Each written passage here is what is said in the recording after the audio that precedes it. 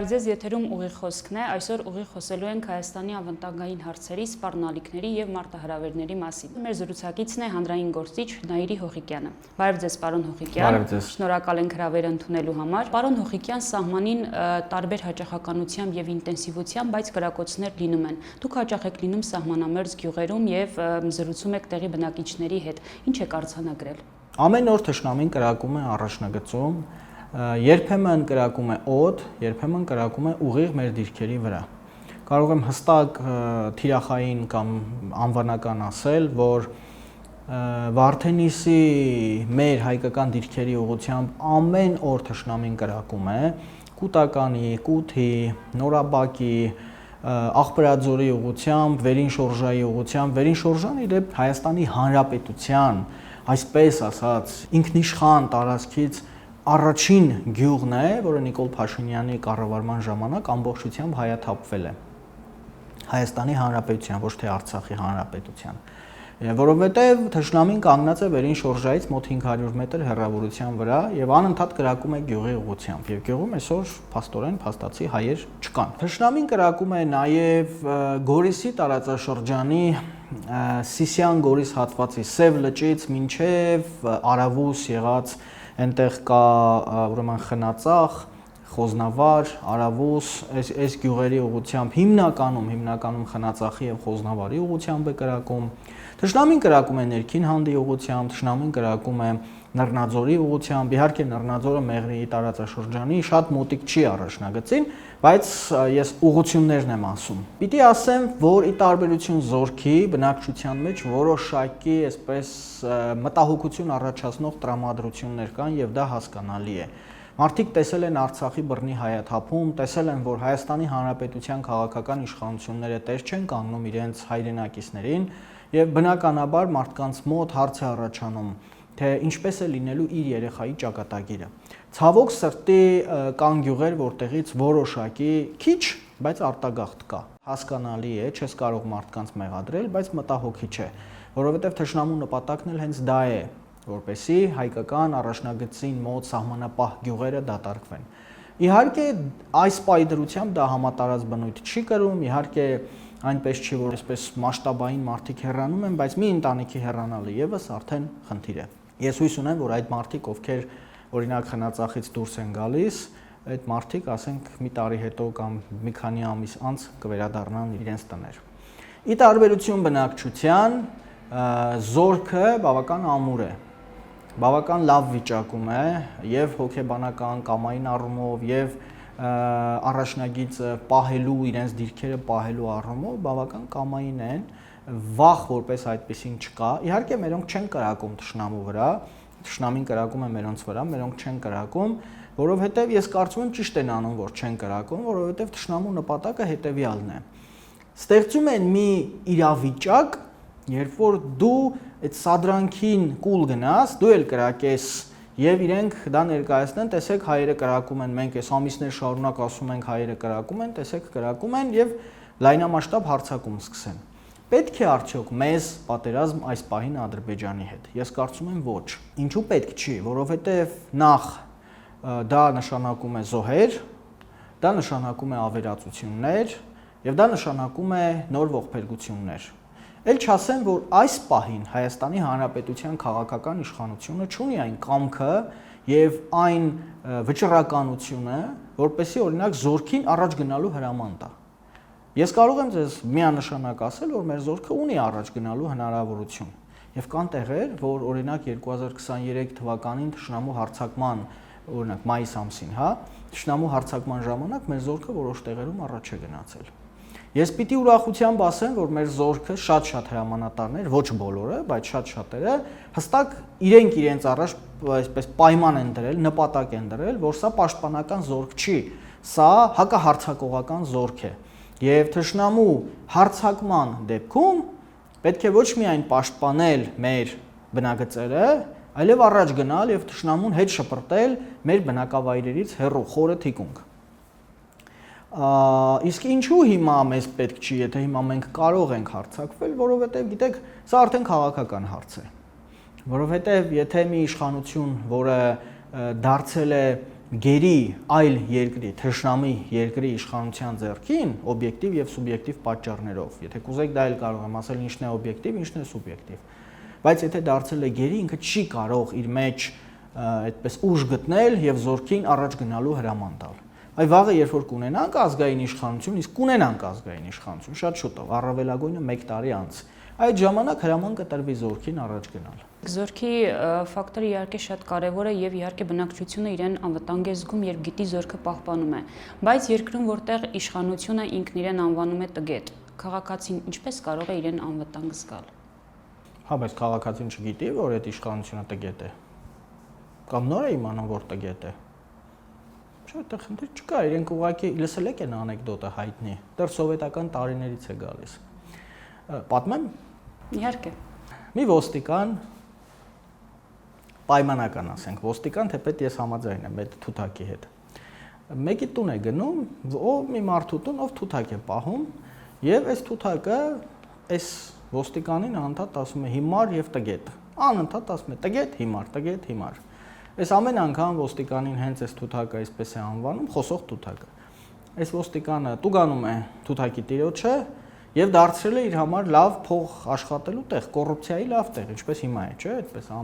պարբերաբար տեղ են գտնում փող ուտելու համար։ Այս թութակի տերը ասում է, այսպես որ շարունակվի, ես կսննկանամ, ամեն օր ես պիտի տուգանք վճարեմ։ Տանում է շուկա, վաճառում է թութակին, փոխարենը մեկ ուրիշ նմանատիպ թութակ է։ Գնում, բերում տուն, որ չխոսի այդ թութակը։ Ոստիկանը գալիս է ինքնագոհ, որ պիտի էլի փող աշխատի այս թութակի տիրոջից, նայում է թութակին, թութակը իրեն, ինքը թութակին, թութակը իրեն, ձայն չկա։ Այս ոստիկանը սկսում է այսպես խեղկատակություններ անել, էլի ձայն չկա։ Ոստիկանն ասում է թութակ, ես այն հիմարն ու տգետն եմ, Թութակն ասում է վերջապես հասկացար զավակս։ Հիմա այս մարդիկ 7 տարի հետո երևի հասկացել են, որ իրենք տգետ են, բայց հայ ժողովուրդը միշտ է իմացել, որ այդ մարդիկ տգետ են, տգետների հավաքածու են։ Էնպես որ ժողովրդի առումով իրեն անվտանգ զգալ եւ այլն, պիտի ձեզ հավոք սրտի ասեմ, որ ժողովուրդը վաղուց հույսը կտրել է Հայաստանի Հանրապետության իշխանություններից։ Ցավոք սրտի դա նոր չի եւ դա միայն Նիկոլ Փաշինյանով չի։ Մինչև 2018 թվականն էլ ցավոք սրտի հայ ժողովուրդը անվտանգային առումով իր հույսը կտրել էր Հայաստանի քաղաքական իշխանություններից։ Եվ դա ունի իր օբյեկտիվ պատճառները, որովհետև օրինակ 2016 թվականին, երբ թշնամին հարձակվեց եւ մեր զորքը իրականում ջախջախիչ հարված տվեց թշնամուն, Հայաստանի Հանրապետության նախագահ այն ժամանակվա նախագահ Սերժ Սարգսյանը հայտարարեց, թե մենք կռվել ենք բահերով եւ 80-ականների զենքերով, ինչը սուտ էր։ Մերոնք ոչ բահով են կռվել, ոչ էլ 80-ականների զենքերով, մերոնք կռվել են ժամանակակից զենքով, մերոնք կռվել են ինչով պետք է եղել։ Բայց թե ինչու նախագահը այդպիսի հայտարարություն արեց եւ ժողովրդի մեջ ընդհանուր հուսալքություն եւ հիասթափություն առաջացրեց, դա արդեն կարող եք իրեն հրավիրել ձեր հարցազրույցին եւ գուցե պատասխանի։ Այդ առումով ժողովուրդը ցավալիորեն որևէ անվտանգային հույս չի կապում իշխանությունների հետ։ Անվտանգության համատեքստում խոսելով Հայաստանի մասին, արկա սպառնալիքների եւ մարտահրավերների, խոսենք Հայաստան-Իրան զորավարժությունների մասին, ապրիլի 9-10-ը որ տեղի ունեցավ։ Ինչ նպատակ ուներ եւ ինչ ազդեցություն ունեցավ ձեր կարծիքով։ Դե դա փոքր մասշտաբի միջոցառում էր։ Նպատակներ կոնկրետ թիրախը Ադրբեջանը եւ Թուրքիան էին։ Կարծում եմ որոշակի ազդեցություն ունեցավ։ Իրանական կողմը վաղուց էր Հայաստանի Հանրապետությանը առաջարկում համատեղ զորավարժություններ կազմակերպել, հատկապես Սյունիքի մարզում, բայց հայկական կողմը եւ այն ժամանակ եւ հիմա մերժում էր եւ մեզ վերջում էլ է մերժել Սյունիքի մարզում Հայաստանի Հանրապետության տարածքում որևէ նման տեսակի զորավարժություն անել, որը կարծում եմ սխալ է։ Այո, իրանական զորքը պիտի մտնի Հայաստան, զորավարժություն անի եւ գնա, ինչպես օրինակ թուրքական զորքն է մտնում Ադրբեջան, զորավարժություն անում, գնում է կամ չի գնում, կամ զենքը թողնում գնում է։ Նույն բանը կարող է անել նաեւ իրանական զորքը իր ունեցած ռադիոէլեկտրոնային հզոր միջոցներով, այսինքն ԱԹՍ գծող այդ սարքերով։ Նպատակը մեր թշնամիներին, իսկ Հայաստանը եւ Իրանը բնական դաշնակիցներ են, այսինքն ունեն ընդհանուր թշնամիներ, ունեն ընդհանուր բարեկամություն, ունեն ընդհանուր շահեր։ Մեր ընդհանուր թշնամիներին ցույց տալ, որ չի կարելի Հայաստանի նկատմամբ ոտնձգություն անել, ազդեցությունը կարծում եմ մասնակի եղել է, բայց դա փոքր մասշտաբի բան էր, ավելի մեծ էլ է պետք է անել։ Սպառնալիքը Հայաստանի համար իհարկե Թուրքիան եւ Ադրբեջանն են։ Թուրքիայում մենք տեսանք, որ մարտի 19-ից սկսվեց բողոքի ակցիաներ, որոնք շարունակվում են մինչ օրս։ Ձեր կարծիքով սա կարող է որոշակի բեկում մտցնել Հայաստանի հարցում։ Ինչով։ Օրինակ, ասենք Էրդողանը փոխվեց, եկավ, չգիտեմ, Էքրեմ Իմամօղլուն կամ չգիտեմ, որևէ մեկը։ Ինչով պիտի փոխի։ Ես չեմ պատկերացնում։ Գիտեք ինչու չեմ պատկերացնում, որ ինչ-որ բան կփոխվի Թուրքիայի արտաքին քաղաքականության մեջ, որովհետև Թուրքիան մի երկիր է, որը ունի իր ազգային գաղափարախոսական ծրագիրը։ Եվ ամենևին կապ չունի երկրի ղեկավարը կլինի Էրդողանը, կլինի Հական Ֆիդանը, որը ամենայն հավանականությամբ հենց Հական Ֆիդանն է լինելու է երկրի ղեկավարը, ներկայիս արտգործնախարարը, որը ի դեպ ավելի ֆաշիստ է, քան Էրդողանը։ Թե կլինի օրինակ Էքրեմ Իմամօղլուն։ Օրինակ նույն Էքրեմ Իմամօղլուն, որը ներկայացնում է Թուրքիայի ժողովրդի հանրապետական կուսակցությունը, ՋՀՊ-ն, գիտեք, քեմալիստական Քեմալ Աթաթուրքի հիմնած կուսակցությունն է։ Քեմալիստական կուսակցությունը ՋՀՊ-ն հիմնվել է այնպիսի մարդկանց գաղափարների հիման վրա, ինչպես Թալիատ Փաշանը, Ջեմալ Փաշանը, Բեհայդի Շաքիրն է, հայոց ցեղասպանություն իրականացրած մարդիկ։ Այսօր Թուրքիայում ընդդիմությունը ՋՀՊ-ն, որ միտինգներ է անում, միտինգների ժամանակ Թալիատ Փաշայի նկարն են պարզում։ Ինչ սпасել, օրինակ, պայմանական վերցնենք Էրդողանին, տարան, չգիտեմ, բիզիմդիր արեցին եւ եկավ Էքրեմ Իմամօղլուն։ Մենք չունենք քաղաքական միտք։ Մենք չունենք քաղաքական հայերս։ Մենք ավելի հուզական քաղաքական միտք ունենք եւ մեր կարծիքով Հայաստանում, այդ թվում քաղաքագետների լսած կլինեք, որ ասում են, այո, վաղ Էրդողանին գահանքեց կանեն, կգա Էքրեմ Իմամօղլուն եւ մեզ համար լավ կլինի։ Հարգելիներս,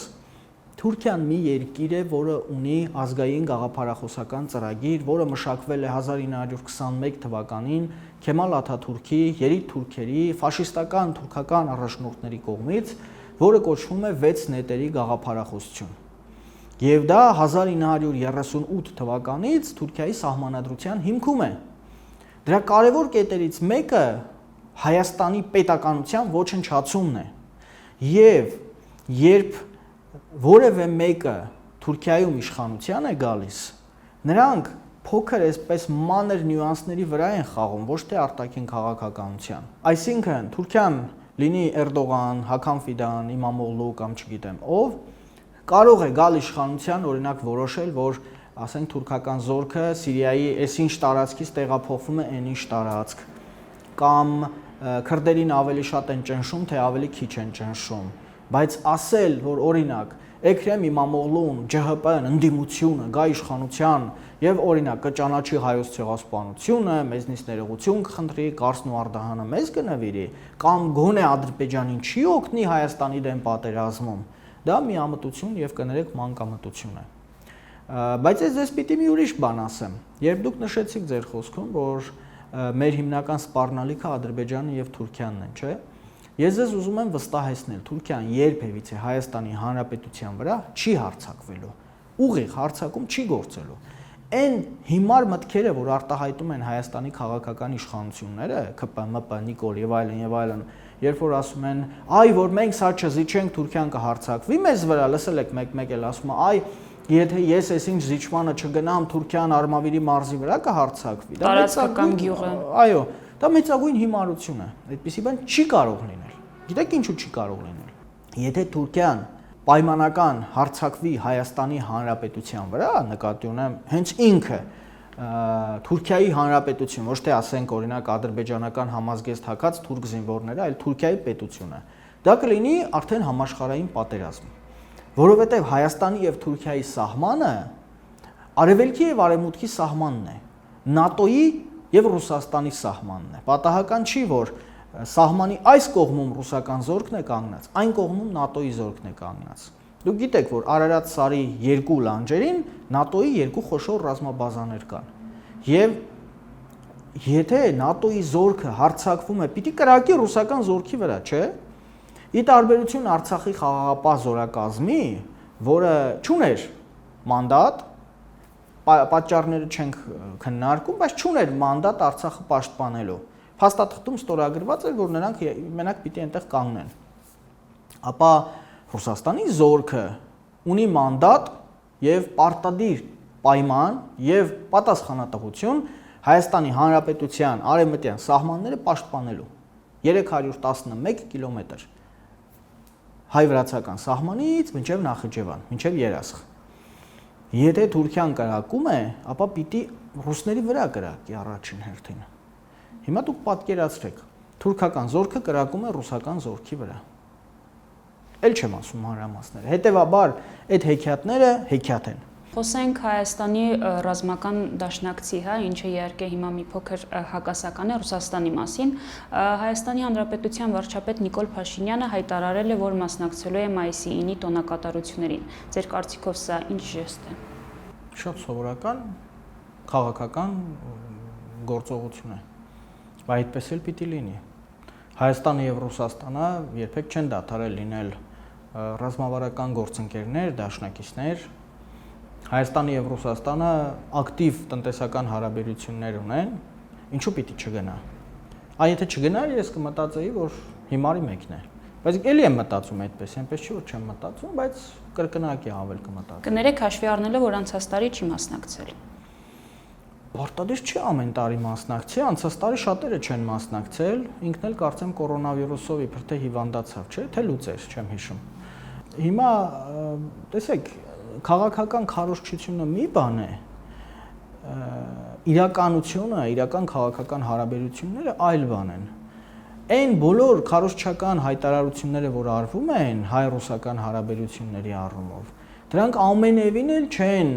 ներառում, չեն արտացոլում հայ-ռուսական իրական քաղաքական հարաբերությունները։ Բերեմ մի երկու օրինակ։ 2020 թվականին այո, Ռուսաստանի թողտվությամբ Ադրբեջանը վերցրեց, գրավեց, ստացավ Արցախի մեծ մասը։ Հայաստանի իշխանության համաձայնությամբ, ռուսների համաձայնությամբ, ռուսական իշխանության։ Այդ ժամանակ 2020 թվականին, երբ Հայաստանն էլ արդեն պաշտոնապես հայտարարեց, չէ՞ որ ռուսները, վայ, ես դրանց ինչն եմ ասել, այսպես արեցին, չէ՞ իշխանությունները։ Թվում էր, թե պիտի հայ-ռուսական, տնտեսական, քաղաքական, ռազմական եւ այլ հարաբերությունները վատանան, չէ՞։ Տրամաբանությունը դա է ասում։ Հայաստանը Ռուսաստանից ներկրում էր օրինակ իսկ ցորենի պաշարների մոտավորապես 15%-ը։ Ինչ որ անհրաժեշտ է։ Գիտեք այսօր Հայաստանը Ռուսաստանից իր ցորենի անհրաժեշտ պաշարների քանի տոկոսն է ներկրում։ 80%-ը։ Տեսեք, որտեղ 15-20%, որտեղ 80%։ Հայաստանի քաղաքական իշխանությունը հայտարարում է, թե Ռուսաստանը մեզ զենք չի տվել, չի տալիս, sense բաներ, չէ՞։ Ամեն 5 շաբթի օր Ռուսաստանից մեկ ինքնաթիռ զենք է իջնում Հայաստան։ Հիմա էլ 3-5 շաբթի էր, չէ՞։ Գնացեք, օրինակ, Կարգո Բեռնա այդ փոխադրման հատված օդանավակայանի եւ հարցրեք մարդկանց 5 շաբթի օրերին Ռուսաստանից ինչպեսի ինքնաթիռ է իջնում եւ ովքեր են բեռնաթափում այդ ինքնաթիռը։ Ձեզ կասեն, որ սովորական աշխատակիցները իրավունք չունեն եւ միայն Պաշտպանության նախարարության կամ ռուսական ռազմաբազայի ծառայողներն են բեռնաթափում այդ ինքնաթիռը։ Օրինակ մեծ քանակությամբ ավտոմատներ, փամփուշտներ, հրետանու արկեր եւ այլն բազմաթիվ բաներ են գալիս, կորնետներ եւ այլն։ Չբացեմ ռազմական գաղտնիքները։ Չգիտեմ էլ։ Նույն կերպ Ռուսաստանը Հայաստանին գազ վաճառում է շուկայականից բավական ցածր գնով, ավելի ցածր, քան որևէ այլ երկրի։ Այդ ո՞նց է լինում այդպես։ Ավելին ասեմ, Հայաստանի եւ Ռուսաստանի ապրանքաշրջանառությունը 2022 թվականից սկսած մի քանի տասնյակ անգամ աճել է։ Միլիարդավոր դոլարների է հասնում։ Այդ ո՞նց է, եթե այդքան վատն են մեր հարաբերությունները, այդ ո՞նց է այսքան պլյուս։ Բացի մի բանից, որ Հայաստանից ու Ռուսաստանից քաղաքական հրետակոծություն է լինում, իրար բան են ասում, իրար հերումեր են թաղում, դրանից բացի ուրիշ բան չի լինում։ Իսկ դա ինչ ազդեցություն է գործնականում ունենում հայ-ռուսական հարաբերությունների վրա։ Ոչ մի, զրո ազդեցություն։ Հայաստանից հայհոյում են Ռուսաստանին, Ռուսաստանից քաղաքական գործիչները հայհոյում են Հայաստանի իշխանություններին։ Ռուսաստանը շարունակում է մնալ Հայաստանի ռազմավարական դաշնակից։ Հիմա իհարկե մեր հայրենակից հեռուստադիտողներից ոմանք սկսեն, եթե սա YouTube-ով է ցուցադրվում, տակը հայհոյանքներ գրել մեկնաբանություններում, ձեզ մոտ հարց կառաջանա, բա ոնց։ Չէ, Արցախի հետ կապված եւ այլն։ Գիտեք, քաղաքականության մեջ գոյություն ունի adekvat եւ ոչ adekvat պատասխան քաղաքական հարաբերություններին եւ գոյություն ունի համարժեք գործընկերություն։ 2020 թվականի 19 թվականից, այսպես ասեմ, երբ որ հայ-ադրբեջանական բանակցություններ էին տեղի ունենում փակ դռների հետևում, թե ինչպես պիտի Հայաստանը հանձնի Արցախը, եւ այդ մասին բոլոր բանակցություններին մասնակցել է եւ Խաչատուր Սուքիասյանը,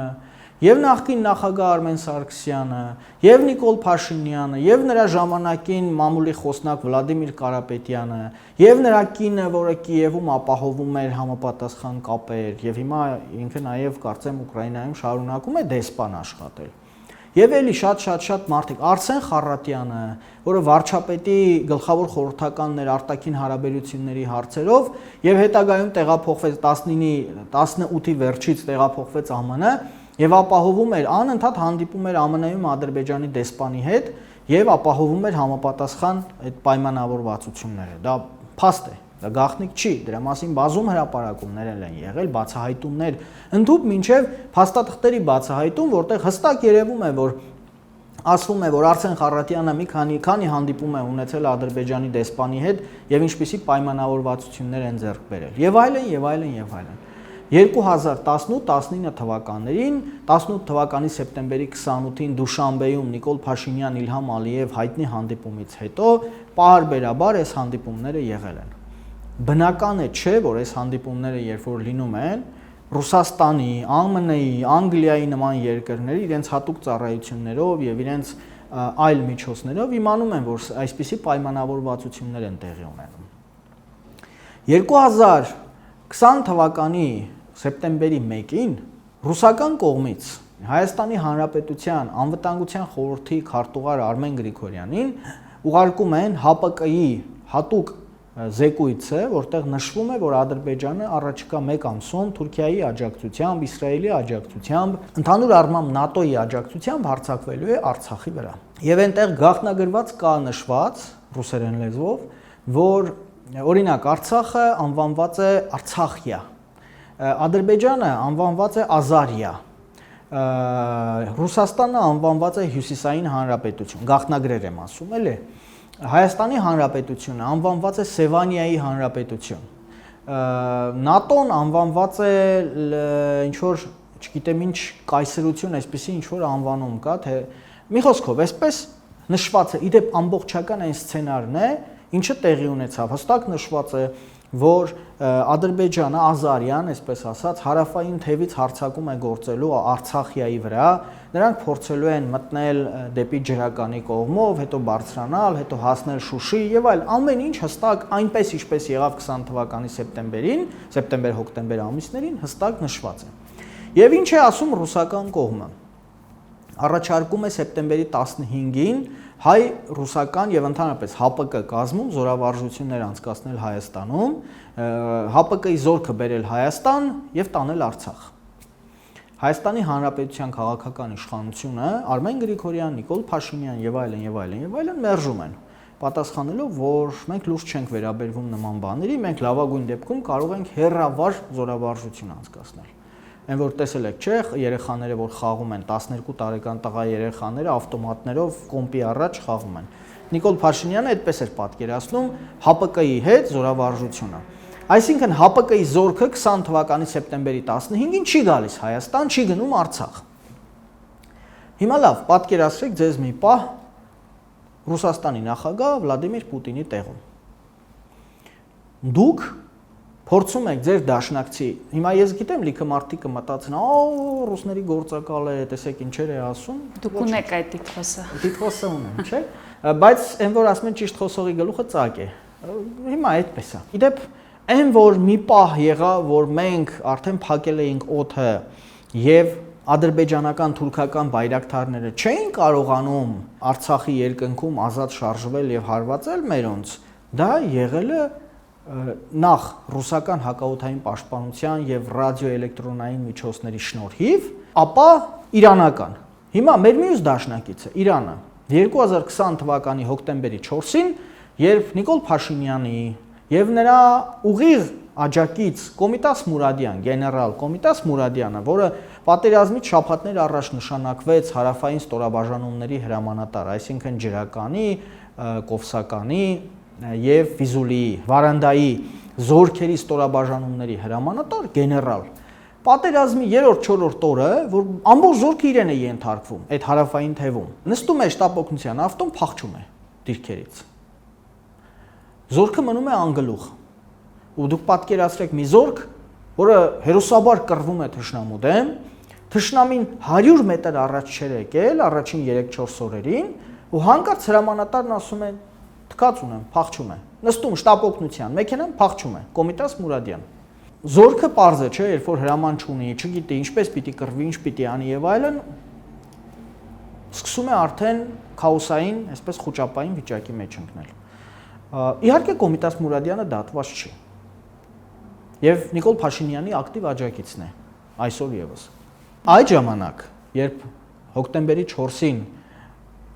շատ հաճելի, թշնամու համար հաճելի կերպով հանձնվեց ջրականը, հոկտեմբերի 4-ի ուշ երեկոյան իրանական հատուկ ծառայությունները, Հեղափոխության պահապանների կորպուս զորքը, որ կա, անցավ Արաքս գետը եւ հարձակվեց ադրբեջանական զորքի վրա։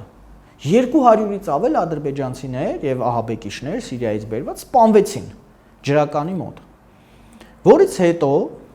ջրականի տակը ներքևի հատվածում ջրական կովսական ճանապարհին Արաքս գետից մոտավորապես 2 կիլոմետր դեպի հյուսիս այնտեղ մի գյուղ կա։ Այդ գյուղի մոտ իրանական հատուկ ծառայությունները, իրեն բնականաբար քաղաքական հրամանատարությունը տեղյակ է պահում Հայաստանի իշխանությանը, որ մենք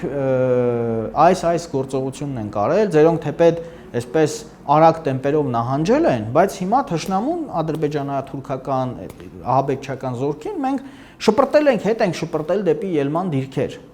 Խնդրում ենք, եկեք անցեք հակահարձակման, մենք գնանք մեր գործերով, կոպիտ ասած։ Հայաստանի Հանրապետության քաղաքական իշխանությունը մերժում է, ասելով, որ դուք պատժամիջոցների տակ եք, մենք չենք ուզում գնալ մի քայլի, որը ցույց կտա, որ Իրանը խառնվել է պատերազմի մեջ, Թուրքիան էլ պաշտոնապես կխառնվի։ Այնինչ Իրանը չէր մտածում խառնվել պատերազմի մեջ։ Իրանը ընդհանրապես փորձում էր այսպես աջակցել մեզ, շատ լավ իմանալով, թե հետո ինչ է լինելու, որտեղ գիտեր, որ այդ տարածքները եթե տրվեցին Ադրբեջանին, այնտեղ գալու են Իսրայելի հատուկ ծառայությունները նստեն։ Կամ երբ որ 2023 թվականին Ադրբեջանը հարձակվեց Արցախի վրա, 6 ռուս զինվորականներ զոհվեցին։ Այդ մասին կադրերը հո կա։ Հիմա կարող եք ասել, բա ինչու 23 թվականին ռուսները չպաշտպանեցին Արցախը, չէ՞, կարող եք ասել եւ ճիշտ կանեք։ Նախ 22 թվականի հոկտեմբերին Նիկոլ Փաշինյանը Պրահայում Ֆրանսիայի, Բրյուսելի, Շարլ Միշելի եւ Միացյալ Նահանգների ծափահարություններով, ողջագուրումներով Արցախը գրավոր ճանաչեց Ադրբեջանի կազմ։ Ճիշտ է։ Հիմա եթե ես իմ սեփականությունը գրավոր վերցնում, տալիս եմ ձեր օրինակ գործընկերներից մեկին կամ ձեր ծանոթներից մեկին կամ մեկ ուրիշին։ Դուք իմ փոխարեն կպայքարեք իմ սեփականության, իմ ունեցվածքի համար։ Կպայքարեք, թե չէ որ չպիտի տաս։ Խնդրում եմ անկեղծ ասեք։ Ոչ, իհարկե չեք պայքարի։ Հակառակը կշնորհավորեք այն մարդուն, ում որ տվել եմ ես։ Որտեվ ես եմ տվել։ Հայաստանի քաղաքական իշխանությունը կատարել է այդ քայլը։ Եվ Ռուսաստանը չի պարտադրել։ Հիմա այս հայհոյանքները, որ հասկանում եմ, այս կոմենտների տակ, որ հիմա հնչում են YouTube-ում, այդ ուղեկցությամբ մեկ ուրիշ բան ասեմ։ Իհարկե Ռուսաստանը կարող էր թույլ չտալ Արցախի հայաթափումը։ Կարող էր։ Ինչպես կարող էր։ Ռուսաստանը միշտ հայտարարել է, կա հայ ժողովուրդ եւ կա Հայաստանի իշխանություն։ Եթե հավատարիմ էր իր խոսքին, Ռուսաստանը կարող էր օրինակ իր խաղաղապահ զորակազմը թողնել Արցախում եւ միաժամանակ Ադրբեջանին պարտադրել չհարձակվել Արցախի վրա եւ երաշխավոր լինել Արցախի հայերի անվտանգության համար։ Բայց Ռուսաստանը չէր կարող Արցախի ինքնորոշումը, Արցախի պաշտպանության բանակը, Արցախի զորքը, Արցախի պետական մարմինները պահպանել։ Դա արդեն իր իրավասության մեջ չէր։ Բայց ինքը կարող էր մեծ ցանկության դեպքում կարող էր ապահովել Արցախի հայերի անվտանգությունը։ Ինչու չարեց։ Ինչու թույլ տվեց, որպեսզի հայաթափվի տարածքը։ Ես կարծում եմ, այնտեղ տեղի ունեցավ գործարք Ադրբեջանի եւ Թուրքիայի հետ, որովհետեւ Թուրքիան այդ ժամանակ ակտիվ աջակցում էր Ուկրաինային, բայրակթարներ էր մատակարարում, տարբեր տեսակի զենքեր, եւ դրանից հետո մենք հիշում ենք, որ Թուրքիան դադարեց Ուկրաինային աջակցել։ Ես կարծում եմ, տեղի ունեցավ գործարք։ Ռուսաստանը ձեռ է քաշում Արցախից, Թուրքիան ձեռք է քաշում Ուկրաինայից։ Այսինքն ռուս-թուրքական գործարք եղավ։ Հիմա կարող են, իհարկե, մենք կարող ենք ասել, ամոթ ռուսներին, Պուտինի հերը թաղեն, բան, կարող ենք դա ասել, բայց կներեք, հիմա այս պահին մի շարք երկրներում, հենց Գազայում Իսրայելը ցեղասպանություն է անում արաբների։ Արաբ ժողովուրդը, պաղեստինցիները բարեկամ ժողովուրդ են հայ ժողովրդին։ Մենք էլ խաղաղապահ զորքեր ունենք Լիբանանում։ Իսրայելը հարձակվում է Լիբանանի վրա, բազմաթիվ գյուղեր օկուպացրել է, կոտորել է լիքը մարդկանց։ Ինչու Հայաստանի Հանրապետությունը չի գնում եւ չի կռվում Իսրայելի դեմ, հանուն Լիբանանի մեր հայրենակիցների, ասենք, Լիբանանի մեր բարեկամ ժողովրդի։ Ինչու չի գնում Գազայում, չի կռվում Իսրայելի դեմ։ Ինչու։ Բա այդ ինչի են բոլորը մեզ պարտական։ Ինչու պիտի, չգիտեմ, մեր դաշնակիցները, Հայաստանն է Լիբանանի հետ է դաշնակցային հարաբերությունների մեջ։ Լիբանանը մի երկիր է, որը 1915 թվականին եւ Պաղեստինը փրկել են 100 հազարավոր հայերի կոտորածից։ Լիբանանում ձևավորված ավանդական հայկական սփյուռքը եւ նաեւ Պաղեստինում դա բացառապես եղել է ժամանակի Լիբանանի ժողովրդի եւ իշխանությունների ջանքերով։ Հիմա ինչու Հայաստանի Հանրապետությունը իր Լիբանանում եղած խաղաղապահ զորքերով, արևելքում եղած խաղաղապահ զորքերով չի կռվում Իսրայելի բռնարարքների դեմ։ Եթե որևէ մեկը կարող է ինձ ասել, գիտես, մենք պատասխանատու չենք, չէ՞։ Հա, մենք պատասխանատու չենք։ 1. Երկրորդ, մենք ինչու պիտի թշնամանանք Իսրայելի հետ, չէ՞։ Կարող ենք ասել։ Բա Ռուսաստանը ինչու պիտի թշնամանա։ Մենք պիտի նստենք,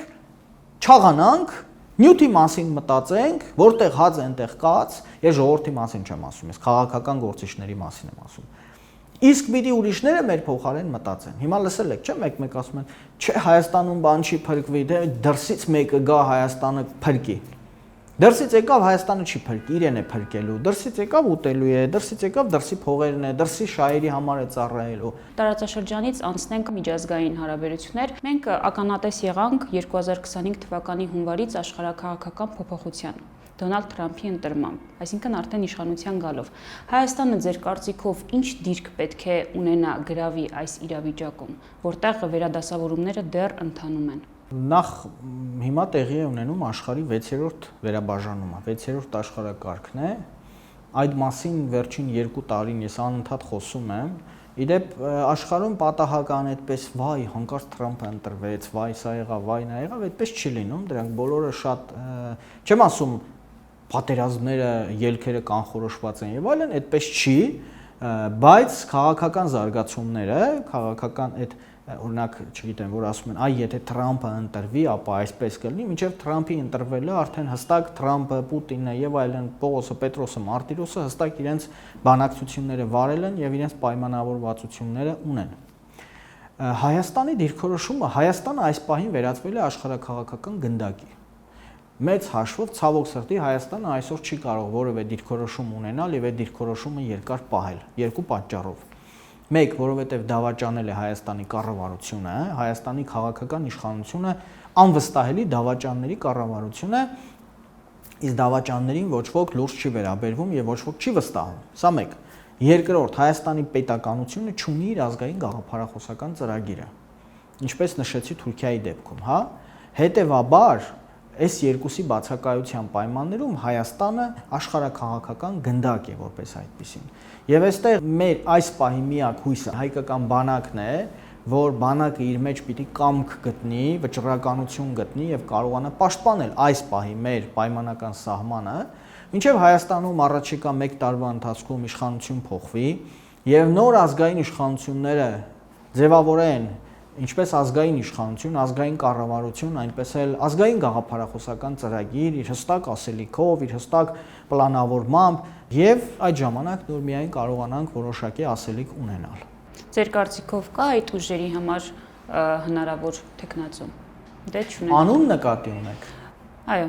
Ես անունների մասին չեմ ուզում խոսել, որովհետև տեսեք, Գյումրիի օրինակը վերցնենք։ Գյումրիում անցողիկ շեմը հաղթահարեց 4 կուսակցություն.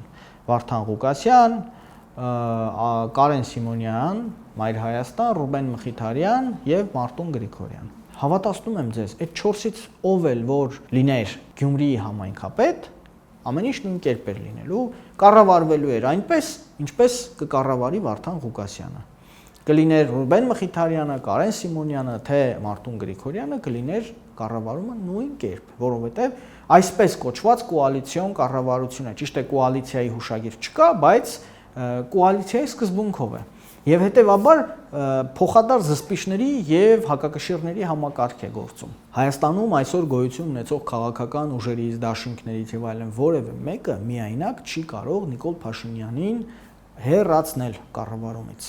Ոչ թե չի կարող, որովհետև ուժ չունի կամ հեղինակություն չունի, այլ չի կարող, որովհետև ամբողջ ոստիկանական համակարգը, ԱԱԾ-ն, պետական կառավարման համակարգը Նիկոլ Փաշինյանի ձեռքին է։ Եվ այս պայմաններում նրանք փորձ են դիմել տարբեր տեսակի հանցանքների եւ կդիմեն։ Ես տեսնում եմ, որ 2026 թվականի հունիսի 20-ի խորհրդարանական ընտրությունը լինելու է ընդդիմության տարբեր ընդդիմադիր ուժերի, դա կլինի երևի 2 դաշինք, 3 կամ 4 կուսակցություն, 2-3 կուսակցություն, որոնք անցնեն ազգային ժողով, միասին դաշինք կազմեն, ընդհանուր կոալիցիա կկազմեն, որը կլինի մոտավորապես 60%։ Եվ այդ պայմաններում իշխանությունը կվերցնեն, հաջորդ օրը Նիկոլ Փաշինյանը կփախչի Հայաստանից, իհարկե կբռնեն, կբերեն ցման հազատազրկում կտան, որովհետև եւ սահմանադրական կարգի տապալում է թույլ տվել, եւ պետական դավաճանություն է իրականացրել, եւ կոռուպցիա, բազում ծանր հանցագործություններ է արել Նիկոլ Փաշինյանը եւ նրա կողքի մի քանի հոգի՝ Ալեն Սիմոնյան, Խաչատուր Սուքիասյան, Գագիկ Մելքոնյան, մոտ 100 հոգի կան, որոնք ծանր հանցագործություններով կդատվեն։ Բայց դա կլինի 2026 թվականի հունիսի 25-30-ից հետո։ Շատ լավ, շնորհակալություն շատ, պարոն Հոխիկյան, եթերում ուղիղ խոսքներ։